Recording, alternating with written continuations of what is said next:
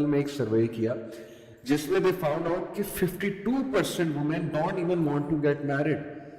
And why they don't want to get married? اور Japan میں بھی ایک سروے ہے اس کے مطابق یہ ریشو اس سے بھی زیادہ ہے. Why they don't want to get married? Because you know they want to they're saying کہ marriage is an obstacle in our career. اور ظاہر ہے کہ جب بچے ہوں گے تو وہ بھی ایک آبسٹیکل ہوں گے ہماری گروتھ میں, ہمارے کیریئر میں.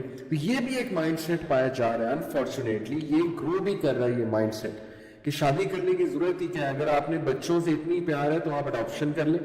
مین پہ میل پہ اتنا ڈیپینڈنٹ ہونے کی کیا ضرورت ہے. اور پھر دوسرا ایک مائنڈ سیٹ پایا جاتا ہے کہ چلو اگر شادی کرنی بھی ہے تو وہ شادی پھر میری ٹرمز اینڈ کنڈیشنز پہ ہوگی. This is what this mindset says کہ پھر میل کی ٹرمز اینڈ کنڈیشنز نہیں ہوں گی, وہ ساری کی ساری ٹرمز اینڈ کنڈیشنز میری ہوں گی. تو یہ دو جو مائنڈ سیٹس پائے جا رہی ہیں, اس حوالے سے میں سوال آپ سے پوچھنا چاہتا ہوں کہ how to tackle such a mindset, اور کیا یہ مائنڈ سیٹ ٹھیک ہے, اور اگر یہ مائنڈ سیٹ گرو کر رہا ہے اس کی کیا وجہ ہے. یہ میرا آپ سے basically question. I think before digging into the tackling thing, اس کو پہلے دیکھنا یہ ضروری ہے کہ یہ چیز ہے کیا actually. So in essence, what I've gained after studying this whole subject is that it's not about battle of dependency, it's more about the concept of completion. اچھا. As in, اگر آپ سائیکولوجیکل پرسپیکٹو سے دیکھیں تو men are different and women are different. They are equal in Islam with regards to right, but they are not identical. It's important to understand that they are biologically different, they are psychologically different, they are physically different, they have different needs and wants, they have different expressions. And agar main isko ek example do just to make it more simple and clear, women when they are under stress they tend to talk. And mostly اگر ایک خاتون کہہ رہی ہے نا کہ مجھے آپ سے ہمیشہ یہ مسئلہ ہے, اس کا مطلب ہے مجھے آپ سے ابھی یہ مسئلہ ہے. لیکن if the male says the same thing کہ مجھے آپ سے ہمیشہ مسئلہ ہے, it actually means کہ ہمیشہ ہی مسئلہ ہے. یعنی لینگویج میں بڑا difference. Exactly, there is a whole lot of a difference in language as well. And at the same time اس میں ایک analogy آتی ہے کہ men are like a rubber band and women are like a wave. They're deep. You dig and you go more deeper, and there's no end. And men are like a rubber band. You stretch it, they do stretch, and there comes a point where it breaks, right? And there's an explosion. So there are many basic differences. मैंने صرف یہاں پہ ایک دو examples دی ہیں just to make it clear. So it's not about dependency. It's about one person. ایک جو اللہ تعالیٰ نے جینڈر بنایا ہے اس کی ایک اپنی کوالٹیز ہے, دوسرے کی اپنی ہے. when they merge they make a beautiful combination, right? when you combine the qualities of both the genders they make a beautiful combination and a beautiful outcome. So I think it's more about the completions concept. It's not about dependency کی battle. تو I think یہ تو یہاں پہ and ہو جاتا ہے. بڑا زبردست کانسیپٹ ہے کہ بہت complete each other. Exactly. And second جو بات ہے کہ اگر کرنی ہے شادی تو اپنی ٹرمز اینڈ کنڈیشنز پہ کرنی ہے. تو یہاں بھی یہ سمجھنا بہت ضروری ہے کہ جیسے we families don't want anybody to dictate us that what we do, اور ہم کیا کریں, ہم کیسے کریں, تو ہم ایک دوسرے انسان کے اوپر کیسے اپنی سوچ اور ہر چیز کو امپوز کر سکتے ہیں. So it's as simple as that, right? You do what you want for yourself, you do it, right? And third thing جو اس میں تھی کہ بچے جو ہیں وہ ہمارے لیے ہرڈل ہیں, کریئر میں ہرڈل ہیں. تو I think this is something so special. This is not the essence of this thing is not ordinary, and that is کہ it's not about the hurdle. It's not the concept of hurdle again. It's the concept of the forbearance, the capacity to bring a new generation and make them a change maker. It's that blessing of Allah subhanahu wa ta'ala. Allah ta'ala ne aapko choose kiya hai to build a generation, and you bring a whole new human being in this world, and with the will of Allah and with the help of Allah you can make that human being a change maker.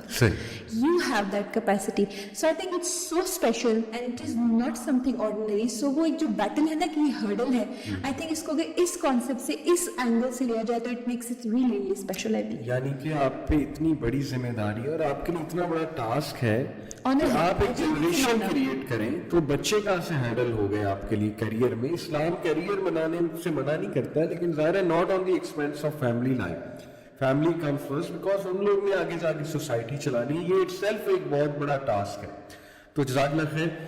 اور یہاں میں اس حوالے سے یہ ضرور add کرنا چاہوں گی کہ اس چیز سے تو ہم کوئی بھی انکار نہیں کر سکتا نا کہ ہمیں اور اس دنیا کو بینگ اے مسلم تو ہم سب کا یہ جو ہے عقیدہ ہے کہ پیدا تو ہمیں اللہ سبحانہ تعالیٰ نے ہی کیا ہے. صحیح. تو یہ شادی کا کانسیپٹ, یہ بچوں کا کانسیپٹ, یہ فیملی کا کانسیپٹ, یہ بھی اللہ سبحانہ تعالیٰ نے ہی ہمیں دیا ہے. تو اگر اس کو ہم اس طریقے سے دیکھیں کہ اللہ سبحانہ تعالیٰ is the programmer of our programs, تو جو پروگرام اس کو جس طرح سے انہوں نے ڈیزائن کیا ہے, اگر ہم اس کو اس طرح سے لے کر نہیں چلیں گے تو وہ خراب ہی ہوگا. I remember recently there was a movie that was basically made to support the LGTB, اور انہوں نے اس میں جو ہے نا اس چیز کو انہوں نے جو ہے وہ کرنے کی ہائی لائٹ کوشش کی تھی کہ انہوں نے کہا, ایک ایگزامپل دینے کی کوشش کی کہ جو لڑکے کا فادر تھا he was experimented with a cabbage, اور وہ بلیک کیبج بنانے کی کوشش کر رہے تھے, اور اس کا اینڈ پر انہوں نے میسج دینے کی کوشش کی اس کو اس چیز سے ریلیٹ کرتے ہوئے کہ کیونکہ وہ ایکسپیریمنٹ کر رہا تھا کیبج کے ساتھ کسی اور چیز کے ساتھ, تو اس میں کیڑے لگ گئے, وہ خراب ہو گیا. تو میں نے اس کو یہ سوچا کہ اس چیز کو اس طرح کیوں نہیں لیتے کہ جب اللہ سبحانہ تعالیٰ نے بھی تو ایک چیز ایک پروگرام کی ہے نا, جب ہم اس کے ساتھ چھیڑخانی کریں گے تو ایٹ اینڈ یہی ریزلٹس آئیں گے کہ وہ چیز خراب ہو جائے گی, اس کو کیڑے لگ جائیں گے.